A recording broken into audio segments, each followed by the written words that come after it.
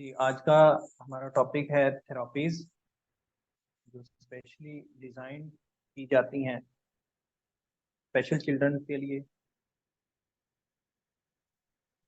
इसमें जो first one है साइकोथेरापी। साइकोथेरापी जैसे हम टॉक थेरापी भी कहते हैं। It helps to treat mental health problem, depression, anxiety, frustration, helplessness by talking with psychiatrists, psychologists and other mental health providers. Psychotherapy का ताल्लुक जो है ये मेंटल हेल्थ से है और किन एरियाज को किन प्रॉब्लम्स को ये डील करती है। इसमें डिप्रेशन है, एंजाइटी है, फ्रस्ट्रेशन है और हेल्पलेसनेस है। मतलब अपने आप को अ, बेयारो मददगार महसूस करना।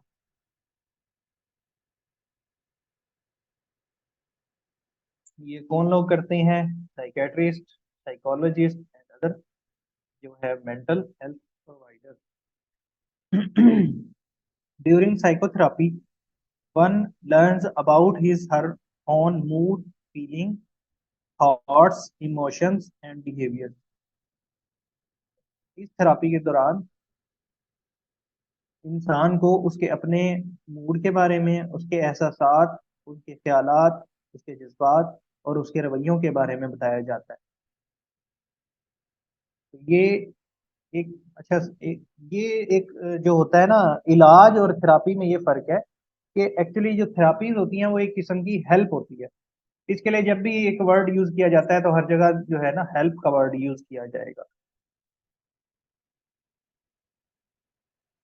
तो इसमें साइकोथेरापी या टॉक थेरापी में यही बताया जाता है कि उसके इमोशंस में, उसके अपने मूड में जो ये एक जो है कहाँ प्रॉब्लम है जिसकी वजह से उसकी मेंटल हेल्थ डिस्टर्ब हो रही है। Psychotherapists help a person to live happier, healthier and more productive life.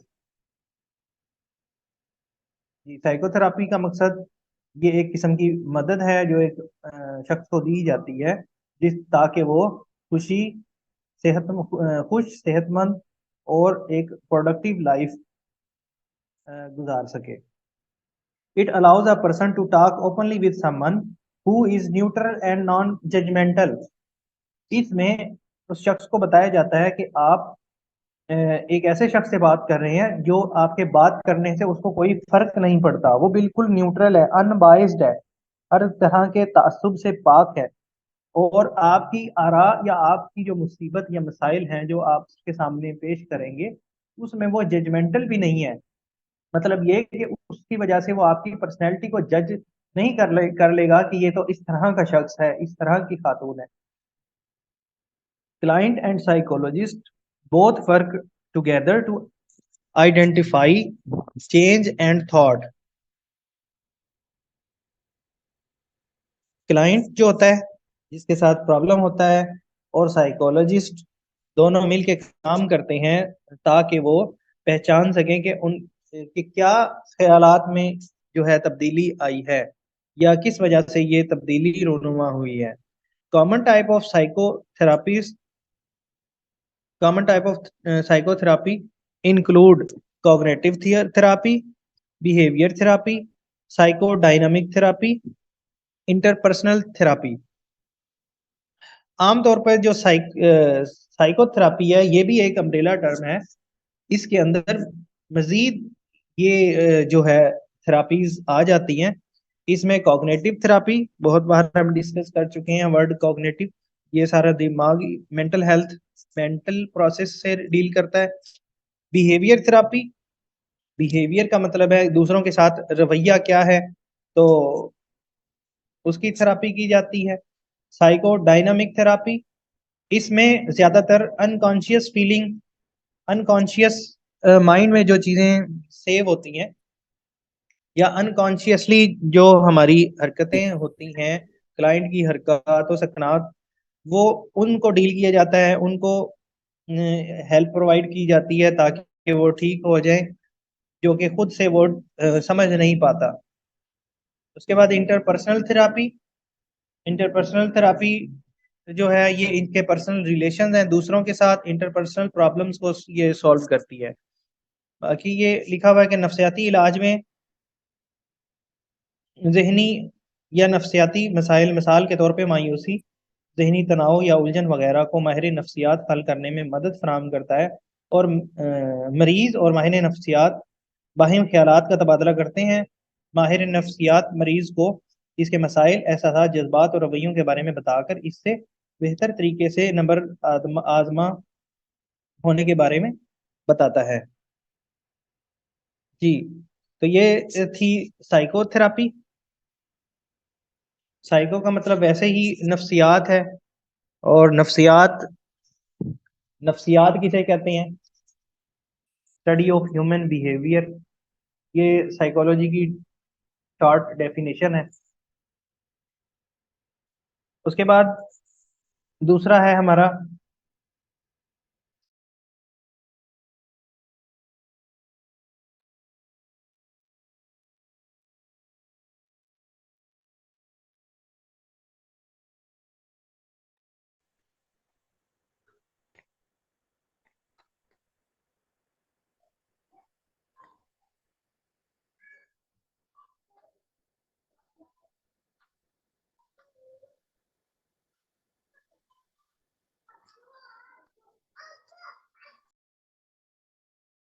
आ रही है मेरी?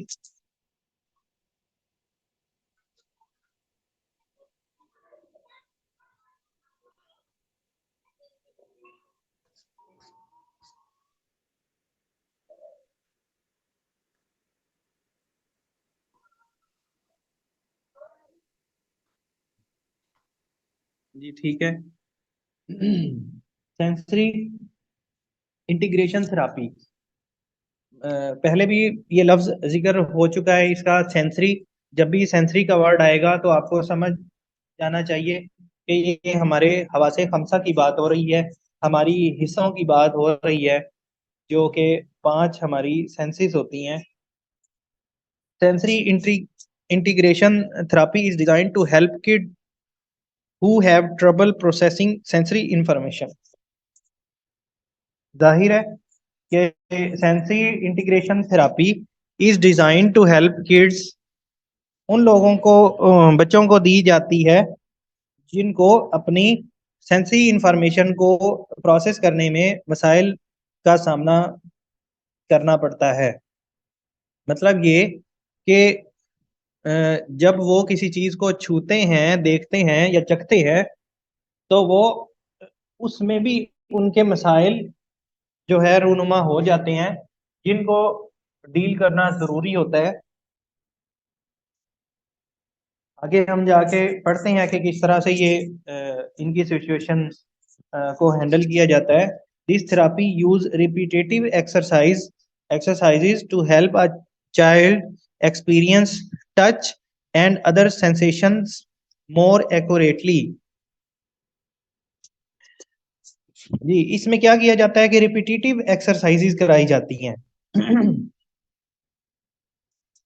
मिसाल के तौर पे अगर उसको कोई टच करने में मसला है, तो बार बार टच करने की, मुख्तलिफ टाइप्स ऑफ टच जो है छूने की एक्सरसाइज कराई जाती हैं, ताकि वो प्रैक्टिस के से जो है अपने इस मसले पर काबू पा ले। This therapy is based on the idea that some children experience sensory overload.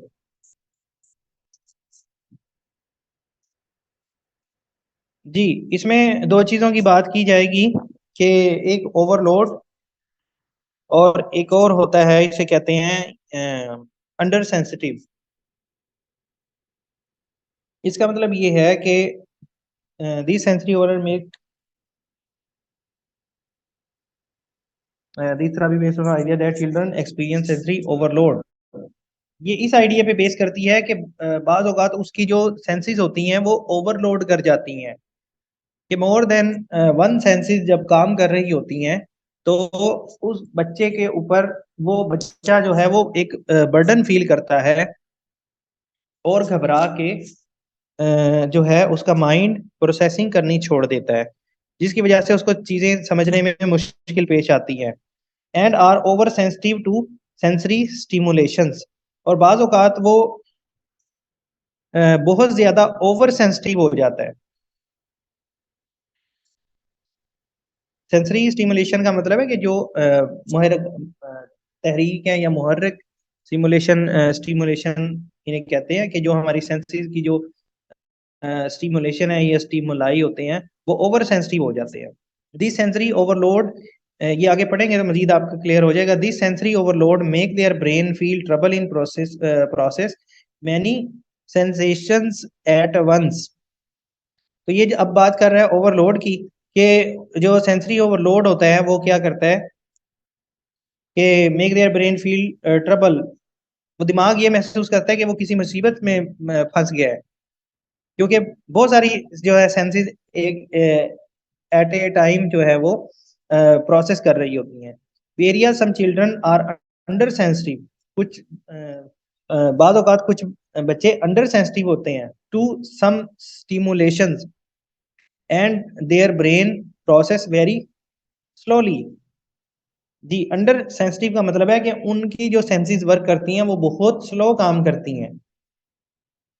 तो ये फर्क है कि ओवरलोड में मल्टीपल सेंसेस जब काम करती हैं तो बर्डन फील किया जाता है, और अंडर सेंसिटिव में जो है बच्चे की सेंसेस की प्रोसेसिंग ब्रेन जो है वो स्लोली करता है। दीज चाइल्ड दीज चिल्ड्रन में सीम डिसकनेक्टेड फ्रॉम देयर इन्वायरमेंट, इस वजह से वो फिर अपने इन्वायरमेंट से आइसोलेट हो जाते हैं, डिस्कनेक्ट कर जाते हैं। In both cases children feel trouble in processing the information they take from their surroundings. इन दोनों तरह की केसेस में वो अपनी सराउंडिंग से ही इंफॉर्मेशन लेना बंद कर देते हैं। Sensory integration therapy provide stimulations in structured and repetitive manners. तो जो ये थेरापी होती है इसमें जो स्टिमुलेशंस मुहैया किए जाते हैं, यानी स्टिमुलेशन का मतलब है कि वो हरकत जो डेलिबरेटली जानबूझ के हम करवाते हैं ताकि उसकी जो सेंसेस में मसला आ रहा है वो बार बार उस सेंसेस के वर्क करने से, उस सेंस की एक्सरसाइज से वो मसला क्लियर हो जाए। तो ये एक एक खास स्ट्रक्चर्ड के जरिए एक मुनज़्ज़म अंदाज से और बार बार रिपीट करके जो है वो उनको प्रोवाइड की जाती हैं। अब ये क्वेश्चन भी ऐसे आ सकता है कि the therapy which provide stimulation in structure and repetitive manner, this therapy is used to resolve sensory processing issues of children with autism, ADHD, dyspraxia, children with developmental delay। जी, ये इस तरह के मसाइल के शिकार बच्चों के प्रॉब्लम को सॉल्व करने के लिए सेंसरी इंटीग्रेशन थेरापी दी जाती है। इसमें ऑटिज्म, जो बच्चे ऑटिज्म आर्टिस्टिक होते हैं, ऑटिज्म का शिकार होते हैं, ADHD attention deficit hyper disorder, और डिस्प्रैक्सिया। डिस्प्रैक्सिया मैंने ग्रुप में ये शेयर किया था, आप इसको रीड कीजिएगा दोबारा से अगर आपको नहीं पता। कि इसमें बच्चों की मसल की मूवमेंट प्रॉपर नहीं कर पाते, यानी कि ये मूवमेंट का डिसऑर्डर होता है कि उनकी जो कोलेबोरेशन होता है हैंड एंड आई कांटेक्ट का या मूवमेंट का वो प्रॉपरली सही तरीके से नहीं होता। उसके बाद चिल्ड्रन विद डेवलपमेंटल डिले, ये वो बच्चे हैं जिनका जो है वो क्या कहते हैं डेवलपमेंट उनकी थोड़ी डिले होती है। अब ये टाइप्स ऑफ डेवलपमेंट में language development, vision, movement, social, emotional, cognitive, इतना तमाम तरह की जो है डेवलपमेंट आ जाती है।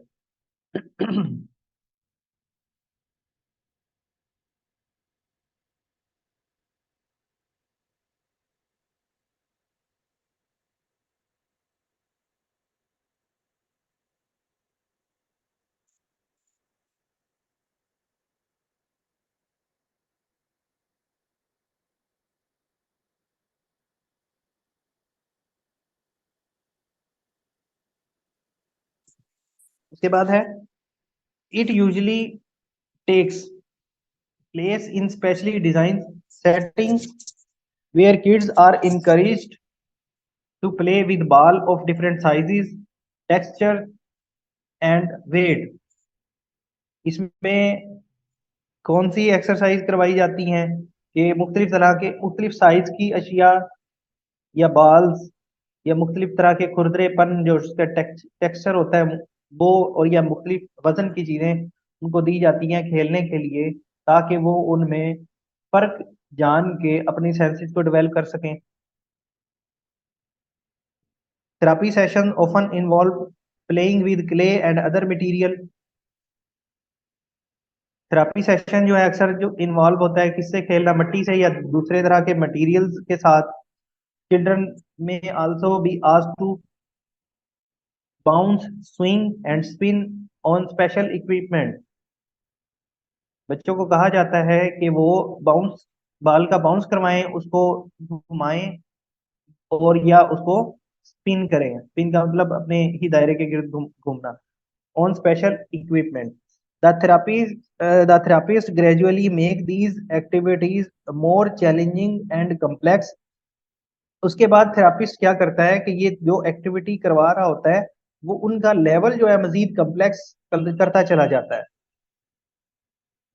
अगर वो एक साइड पे स्पिन करवा रहा है हो सकता है कि वो 3 एरियाज ड्रा कर दे और उसमें बच्चे को कह दे कि यहाँ आपने राइट साइड पे या क्या कहते हैं क्लॉकवाइज स्पिन करें इस एरिया में, एंटी क्लॉकवाइज स्पिन करना है इस एरिया में, फिर क्लॉकवाइज। ये इस तरह की मतलब वो कंप्लेक्सिटी बढ़ाता जाता है। The idea is that through repetition a child's nervous system will respond in a more organized way to sensations and movement। जी, सेंसेशन महसूसात और हरकत ये किस लिए करवाया जाता है ताकि उनके महसूसात एहसासात या जो उनकी हरकतें हैं उनका सिस्टम उनका जो नर्वस सिस्टम है उसके अकॉर्डिंग रिस्पॉन्ड करना शुरू हो जाए। Sometimes sensory integration therapy is paired with balance treatment और movement therapy.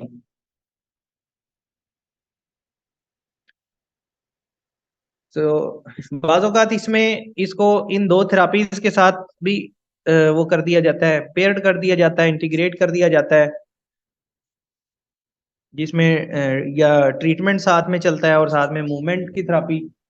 This type of therapy में involve going through an obstacle course, throwing a ball and standing on a balance board। जी, बाज़ औक़ात ये तमाम चीज़ें भी इन्वॉल्व होती हैं कि जो ऑब्स्टिकल का मतलब है कि हरकत मज़ाहमतें जो होती हैं, जैसे दौड़ लगाते हैं तो दरमियान में मज़ाहमतें खड़ी कर दी जाती हैं जिनके ऊपर से उसने क्रॉस करना होता है। ये मुख्तलिफ़ किस्म की ऑब्स्टिकल मज़ाहमतें उनके जो है वो रख दी जाती हैं ताकि वो उनको पार करे। बाज़ औक़ात बाल फेंकने वाली जो है ये हैंड की मूवमेंट को कंट्रोल करने के लिए या फिर अपने आप को बैलेंस में एक बोर्ड रख दिया जाता है जिसमें उसको उसने स्टैंड करना होता है ताकि वो अपना बैलेंस कायम कर सके। Occupational therapist OT provide sensory integration therapy. जी, ये कौन देता है? Occupational therapist. ऑक्यूपेशनल थेरापिस्ट जो है उसका काम है सेंसरी इंटीग्रेशन थेरापी की सर्विसेज देना। उसके बाद ये उर्दू में लिखा हुआ है कि हिसियाती तरीका इलाज एक ऐसा इलाज है जिसमें बच्चे जिनका दिमाग एक ही वक्त में एक से ज्यादा चीजों को समझने से कासिर हो या देर से चीजों को समझता है, ऐसे बच्चे समाजी सरगर्मियों से बेजारी जाहिर करते हैं और तन्हाई पसंद करते हैं। ऐसे बच्चों को बार बार सरगर्मी करवाई जाती है और वो चीज को जिस्मानी तौर पर टच छू कर बेहतर तरीके से सीखते हैं। जी, तो ये उर्दू में भी क्लियर कट उन्होंने वही बातें दोहराई हैं जो हम पहले डिस्कस कर चुके हैं डिटेल से। उसके बाद है फिजिकल थेरापी। इसको फिजियोथेरापी भी कहते हैं, PT. PT helps to improve physical activities of a person and help to relieve pain with massage, exercises and medications. जो फिजियोथेरापिस्ट होता है या पीटी होता है, ये फिजिकल एक्सरसाइज, जिस्मानी एक्सरसाइजेज, एक जिस्मानी एक्टिविटी करवाता है। और उसका मकसद क्या है कि अगर उसको कहीं पे दर्द है तो उससे उसको रिलीफ किया जाए। और ये किस तरह से करता है? मैसेज के जरिए, मैसाज के जरिए, एक्सरसाइजेज के जरिए, या बाज़ औक़ात जहां जरूरत हो मेडिकेशन भी की जाती है। It help to overcome movement disorders and increase mobility. जी, ये क्या करता है कि जो उसके मूवमेंट के डिसऑर्डर्स होते हैं उसमें इनको काबू पाने में, और या इनकी जो अगर कहीं इनकी मूवमेंट या मोबिलिटी में कोई मसला पेश आ रहा है, उसकी इनकी मोबिलिटी बढ़ाता है। बाद औक़ात कोई बाजू है जो प्रॉपर वर्क नहीं कर पा रहा, उसकी मूवमेंट में इशू है, तो ये एक्सरसाइजेज करवा के वो जो है मूवमेंट इस पे ओवरकम किया जाता है। इन दोनों में फ़र्क भी हम आगे जाके पढ़ेंगे, मज़ीद आपको क्लियर हो जाएगा। अभी आपको मिलता-जुलता ही ये लग रहा होगा, क्योंकि उसमें भी मुख्तलिफ किस्म की एक्सरसाइज करवा के ओवरकम किया जाता है और यहाँ भी। लेकिन इन दोनों में फ़र्क ये होता है कि जो फिजियोथेरापी होता है ये ज़्यादातर ग्रॉस मोटर स्किल से रिलेटेड वर्क करता है, यानी कि जो हमारे बिग मसल्स हैं, जो हमने बड़े टास्क करने होते हैं, उनमें हेल्प करता है। और जो इसके बाद जो है अभी हमने जो पढ़ा है ओटी, ओटी का हम आगे भी पढ़ेंगे, ये नेक्स्ट हमारा टॉपिक है। वो क्या काम करता है कि उसका काम होता है कि फाइन मोटर जो स्किल है उनको डेवलप करना।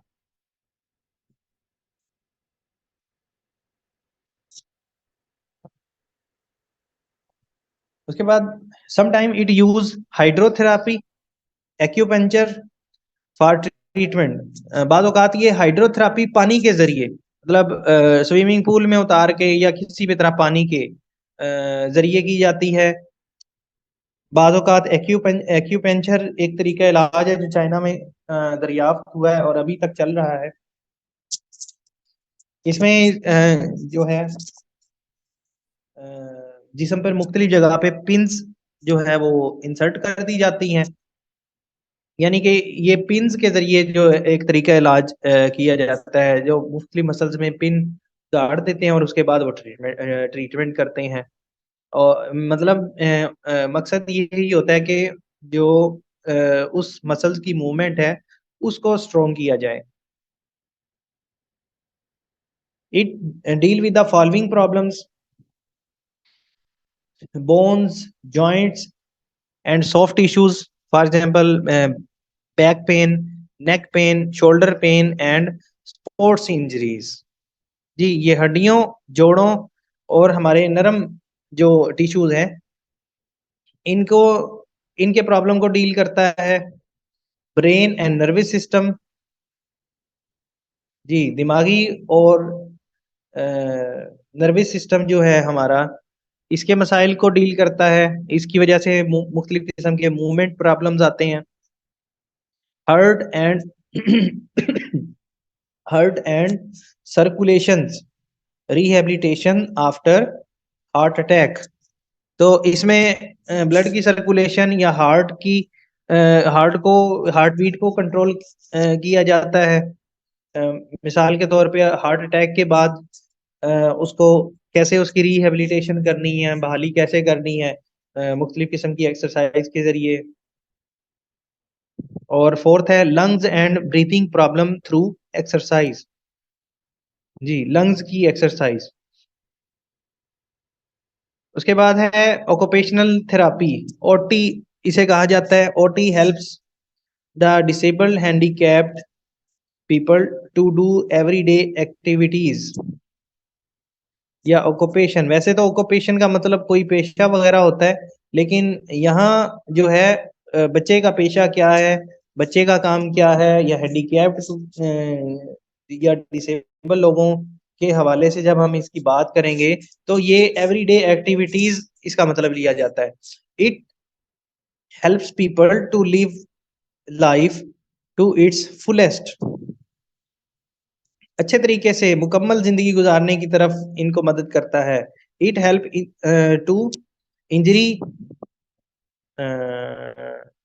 It helps fully participate in school social situation, help to regain skill after injuries, and provide support to older adults who experience physical and cognitive changes। ये किन चीजों में मदद करता है? स्कूल में पार्टिसिपेट करना, सोशल सिचुएशंस को हैंडल करना, अ, अ, किसी इंजरी के बाद दोबारा से उस स्किल को भरपूर तरीके से जो है परफॉर्म करना, और इसके अलावा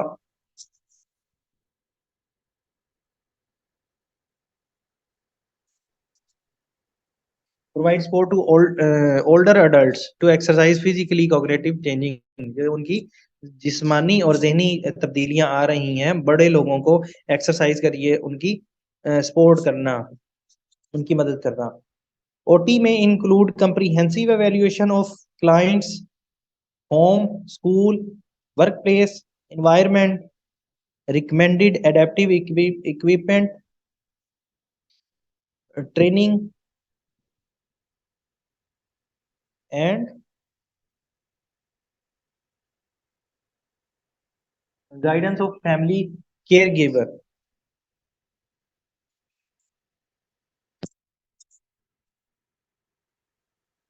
जी, इसमें एवेल्युएशन जो की जाती है, जो जायजा लिया जाता है, वो उसकी क्लाइंट की घर में, स्कूल में, अपनी वर्क प्लेस पे, इन्वायरमेंट में, तमाम जगह को समझा जाता है, उनकी एवेल्युएशन की जाती है, जायजा लिया जाता है, और उसके बाद उनको रिकमेंड किया जाता है कि वो अपना जो इक्विपमेंट वगैरह है, किस तरह का इक्विपमेंट उनको दिया जाएगा ताकि वो अपने इन मसाइल को हल करें, ट्रेनिंग कैसे दी जाएगी, और इसके अलावा उनकी फैमिली या केयर गिवर्स को भी गाइड किया जाता है। OT help to make a person as independent as possible. जी, ये इसकी की लाइन है कि मेन ओटी का मकसद ये होता है कि पर्सन को मुकम्मल आजाद कर दिया जाए, या जिस हद तक मुमकिन हो सके उसको इंडिपेंडेंट कर दिया जाए, उसकी मोहताजी को कम से कम कर दिया जाए। Occupational therapist OT may help to improve fine motor skill. जी, ये भी की लाइन है कि ओक्यूपेशनल थेरापिस्ट का जो है वो क्या इंप्रूव करता है? Fine motor skill, hand eye coordination, हाथ और आंख का coordination, daily living skills and psychosocial behaviour, नफ्सियाती और समाजी रवैये, डेली लिविंग स्किल्स वगैरह। Occupational therapist may recommend the use of different devices equipment like wheelchair, hearing aid and bathing equipment वगैरह। जी, इसका काम है कि वो मुख्तलिफ किस्म के इक्विपमेंट भी उनको रिकमेंड करता है, जिनको हम ये पढ़ चुके हैं, wheel chair, hearing ads, bathing equipment वगैरह। आगे ये डिफरेंस आ रहा है कि फिजियोथेरापी या फिजियोथेरापिस्ट और ऑक्यूपेशनल थेरापिस्ट। जी, mainly deals gross motor skills, और ऑक्यूपेशनल थेरापिस्ट है वो मेनली डील करता है फाइन मोटर स्किल से। सेकंड पॉइंट है help to relieve pain of joints, bone and muscle with the help of massage, exercise and medication. ये massage, exercise और दवाइयों, मेडिकेशंस के जरिए दर्द में रिलीफ जो है वो उसमें पाने के लिए हेल्प करता है। लेकिन ऑक्यूपेशनल थेरापिस्ट का काम है help a person to do everyday activities, यानी कि ऑक्यूपेशंस, अपने ऑक्यूपेशन को अच्छे तरीके से करे, लिव लाइफ फुलेस्ट फुलेस्ट, अच्छे तरीके से भरपूर जिंदगी गुजारे। उसके बाद है स्पीच थेरापी। स्पीच थेरापी नाम से जाहिर है ये बोलने से रिलेटेड थेरापी है। वो लोग जिनको बोलने का प्रॉब्लम है, तोतलापन, हकलाना या मुख्तलिफ किस्म के मसाइल, जो है वो आवाज़ की प्रोडक्शन के हवाले से जो मसाइल है उनको डील करना। अब हम इसको पढ़ते हैं। Speech therapy, speech language pathologist, SPLs, often informally known as speech therapist। जी हमारे यहाँ स्पीच थेरापिस्ट की सीट्स भी आती हैं। और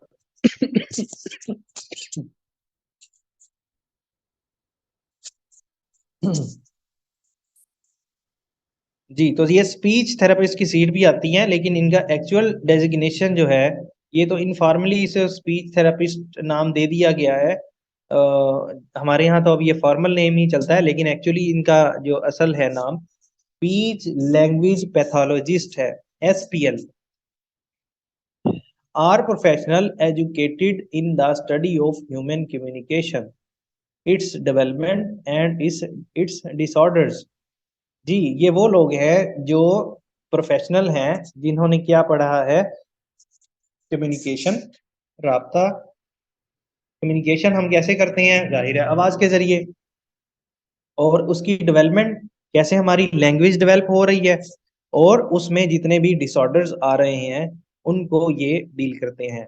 SPLs SLPs assess speech, language, cognitive communication, oral, feeding, swallowing, swallowing skill to identify the type of communication problems। जो SLPs होते हैं ये बोलने, जबान या जहनी तौर पर जो कम्युनिकेशन में प्रॉब्लम आ रहे हैं, या इसका ताल्लुक ओरल्स से भी है, यानी कि मुंह के फीड करना, खाने से रिलेटेड, स्वॉल्विंग निगलने से रिलेटेड जो हमारे स्किल हैं, इसमें जो प्रॉब्लम्स आ रहे हैं उनको उनका वो असेस करता है, जायजा लेता है। बहुत सारे बच्चे ऐसे होते हैं जिनका खाने का तरीका होता है कि वो अच्छी तरह चबा के नहीं खाते, जो उनको दे दिया जाए वो फौरन से निगल लेते हैं, फौरन से निगल लेते हैं। तो ये भी इनका काम है कि अगर कोई इस तरह का बच्चा बिहेवियर शो कर रहा है, उसके रूट कॉज को वो जानने की कोशिश करते हैं, ताकि पता लगाया जाए कि कहीं इनके जो है वो स्पीच या ये मुंह से रिलेटेड जो है ओरल प्रॉब्लम्स तो नहीं है। Identify types of communication problem, ये इस तरह के जो कम्युनिकेशन प्रॉब्लम है इनको भी डील करते हैं, जैसे आर्टिकुलेशन। आर्टिकुलेशन का मतलब है मुख्तलिफ किस्म की आवाजें प्रोड्यूस करना। फ्लुएंसी, उसमें वो कितना फ्लुएंट है, कितनी रवानी है। वॉइस या रिसिपिट receptives and expressives. Language disorder, जी लैंग्वेज के रिसीव करने के हवाले से और एक्सप्रेस बयान करने के हवाले से कौन कौन से प्रॉब्लम्स उनको पेश आते हैं। And the best best way to treat them, और बेस्ट वे उनको बताते हैं, उनको अच्छे तरीके से उनका ट्रीटमेंट करते हैं। रेमिडेशन, इसमें क्या है, in speech language therapy SLPs will work with the children one on one, face to, इसका मतलब है face to face, in a small group, छोटे से ग्रुप में, directly in classroom, to overcome difficulties involve with the speech disorder. जी ये इनका काम है कि ये फेस टू फेस या छोटे से ग्रुप पे, दो चार बच्चों का ग्रुप, या डायरेक्टली क्लासरूम में जाके वो तमाम डिफिकल्टीज या मसाइल होते हैं उनको उन पे काबू पाते हैं। Therapist use variety of strategies including language intervention activities, जी जबान की मुदाखलत इंटरवेंशन का मतलब है मुदाखलत, यानी कि जबान में जो जबान की एक्टिविटीज करवाई जाती हैं। The SLP will interact with a child by playing and taking, using pictures, books, objects, or ongoing event to stimulate language development। ये लास्ट मिनट चल रहा है, उसके बाद हम क्लास जो है वो दोबारा से ज्वाइन आपको करनी पड़ेगी। तो जो ये है वो SLP क्या काम करता है, वो खेल के जरिए, बात के जरिए, मुख्तलिफ किस्म के पिक्चर्स, ऑब्जेक्ट्स वगैरह दिखा के लैंग्वेज की जो है वो डेवलपमेंट करवाई जाती है। वो किस तरह से बात करता है, किस तरह की साउंड प्रोड्यूस करता है, इस उसको फिर कॉपी करने का कहा जाता है। द थेरापिस्ट में also model correct vocabulary and grammar की दुरुस्त वोकेबलरी या दुरुस्त अल्फाज और ग्रामर का यूज किया जाता है। Use repetition exercise to build language skill, तो बार बार रिपीटिशन की जाती है लैंग्वेज स्किल के लिए। तो अब हम आर्टिकुलेशन थेरापी की बात करते हैं। जैसे कि पहले मैंने आपको बताया कि आर्टिकुलेशन का मतलब है कि साउंड प्रोडक्शन, आवाज निकालना। आर्टिकुलेशन और sound production exercises involved having the therapist model correct sound and syllables in words and sentences for a child, often during play activities। जी, जैसे कि आपको पहले बताया कि इसमें साउंड प्रोडक्शन की एक्सरसाइज करवाई जाती हैं और जो साउंड निकाली जाती है वो करेक्ट साउंड होती है। और मुख्तलिफ किस्म के स्लेबल कहते हैं स्मॉल पोर्शन ऑफ वर्ड, जैसे कि पाकिस्तान, इसमें कितने सिलेबल्स हैं, तीन, एक पा, एक फिर किस और फिर ता और फिर नून, पाकिस्तान। तो ये सिलेबल्स होते हैं, मुख्तलिफ किस्म के सिलेबल्स जो है उनको करेक्टली प्रोनाउंस किया जाता है। एंड सेंटेंसेस और फिक्रे फॉर अ चाइल्ड, अक्सर औकात ड्यूरिंग अ प्ले एक्टिविटीज, खेल के दौरान, स्पेशली ये खेल खेल में करवाया जाता है। The level of play is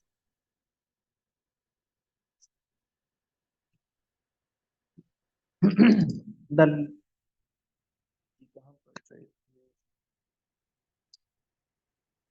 the level of play is age appropriate, उनकी उम्र के हिसाब से जो है वो खेल का लेवल होता है।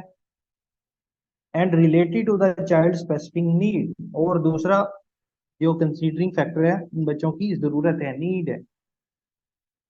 The SLP will physically show the child how to make certain sound, जो SLP है वो फिजिकली उनको बताएगा, उनको शो क्या करेगा आवाज को, लेकिन ये, निकाल के दिखाएगा कि इसकी आवाज आपने कैसे निकालनी है। सच एज आर साउंड, बहुत सारे बच्चे आर साउंड प्रोड्यूस नहीं कर पाते, तो वो आर की साउंड, मुख्तलिफ अल्फाज में आर की साउंड को बार बार प्रोनाउंस, खुद भी प्रोनाउंस करेगा और उनकी भी प्रैक्टिस करवाएगा। And may demonstrate how to move the tongue, और ये भी डिमोन्स्ट्रेट करेगा, डिमोन्स्ट्रेट करना, करके दिखाना, डिमोन्स्ट्रेशन का मतलब होता है करके दिखाना, कि डिमोन्स्ट्रेट करेगा कि किस तरह से जबान को मूव करना है टू प्रोड्यूस स्पेसिफिक साउंड, कि ये एक खास जो है आवाज हम कैसे प्रोड्यूस करेंगे। इसके बाद है oral motor feeding and solving therapy. SLP में use variety of oral exercises, मुख्तलिफ किस्म की ओरल एक्सरसाइजेज करेगा, including facial massage, various tongue lips and या एक्सरसाइज।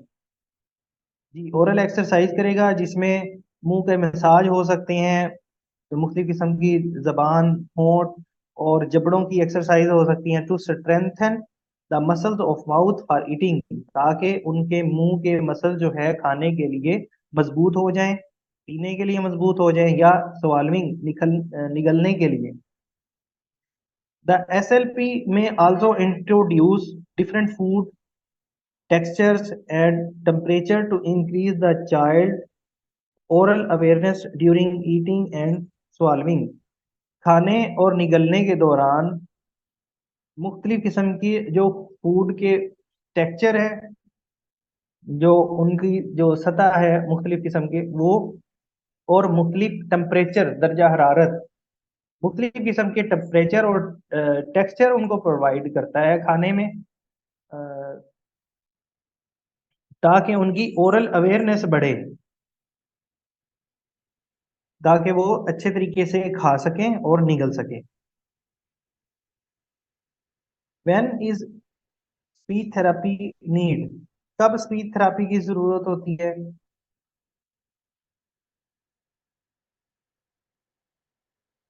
किड्स में need speech language therapy for a variety of reason including but not limited to.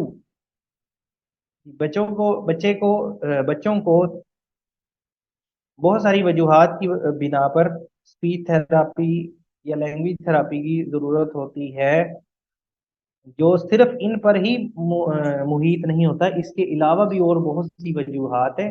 चंद एक ये मंदरजा झेल है। हेयरिंग एम्पेयरमेंट, अगर उनको हेयरिंग से रिलेटेड एम्पेयरमेंट है, कॉग्निटिव या इंटेलेक्चुअल थिंकिंग और अदर डेवलपमेंट डिलेज, या जितने भी हमने पहले डेवलपमेंटल डिलेज पढ़े हैं, बिहेवियरल डिले हो गया, जो लैंग्वेज डिले है, कॉग्निटिव डिले है, तो ये तमाम जितने भी डिले हैं इनसे रिलेटेड जब कोई डिसऑर्डर हो तो तब स्पीच थेरापिस्ट की नीड हो सकती है। वीक ओरल मसल, जब मुंह के मसल कमजोर हों। क्रॉनिक हॉर्सनेस, इसका मतलब होता है हॉर्सनेस के फटना जैसे आवाज, यानी कि जब इस तरह के जो लंबे अरसे तक आवाज जो है, क्रॉनिक का लिटरल मीनिंग होता है लंबे अरसे तक, यानी कि लंबे अरसे तक अगर उनकी आवाज फट रही है या लैंग्वेज के दौरान, तो तब उसकी जरूरत है। Birth defects such as cleft lip and cleft palate, तो बाज़ औक़ात पैदाइशी मसाइल होते हैं, जैसे ये क्लेफ्ट लिप वगैरह, ये अक्सर आपने इश्तिहारात देखे होंगे कि होंठ कटा होता है, या ये जो है लेफ्ट प्लेट का मतलब है कि जो हमारे जबान के ऊपर का जो ये कहने के जो मुंह की छत होती है, रूफ ऑफ माउथ, उसमें कट होता है। तो इस तरह के जब मसाइल होते हैं तब हमें इनकी जरूरत पड़ती है। ऑटिज्म, ऑटिस्टिक बच्चे हम आगे डिटेल से पढ़ेंगे उनकी खसूसियात। Motor planning motor planning problem, जी मोटर मूवमेंट जितनी भी हैं उनसे रिलेटेड। आर्टिकुलेशन प्रॉब्लम, आवाज की प्रोडक्शन में जो प्रॉब्लम होता है। फ्लुएंसी डिसऑर्डर, जब आवाज की फ्लुएंसी या रवानी में मसाइल हों। रेस्पिरेटरी प्रॉब्लम, ब्रीथिंग से रिलेटेड जब प्रॉब्लम होते हैं। फीडिंग एंड स्वॉल्विंग डिसऑर्डर, खाने के और निगलने के या ट्रॉमेटिक ब्रेन इंजरीज, बाद औक़ात दिमाग की इंजरीज ऐसी हो जाती हैं जिसके बाद हमें स्पीच थेरापिस्ट की जरूरत पेश आती है, स्पीच थेरापी की जरूरत पेश आती है। Speech therapy should begin as soon as possible, जितनी जल्दी हो सके ये शुरू कर देनी चाहिए। Children enroll in therapy early before they are 5 years old, 5 साल के से पहले इनको एनरोल कर लेना चाहिए। Tend to have better outcome, इसकी वजह से हमें बेहतर नतीजे मिल सकते हैं। Than those who begin therapy later, उनकी निस्बत जो इसके बाद थेरापी करवाते हैं। यानी कि अगर कोई मसले मसाइल हैं तो 5 साल की उम्र से पहले ही बच्चे की थेरापी स्टार्ट कर देनी चाहिए।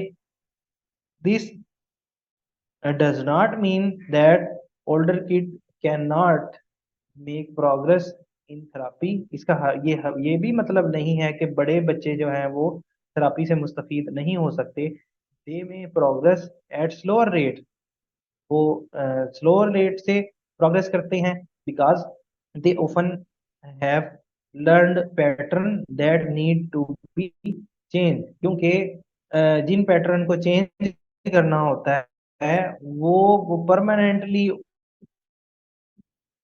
लिया होता है उन्होंने। ये था आज का हमारा टॉपिक। इंशाल्लाह कल मुलाकात होगी। अल्लाह हाफिज़।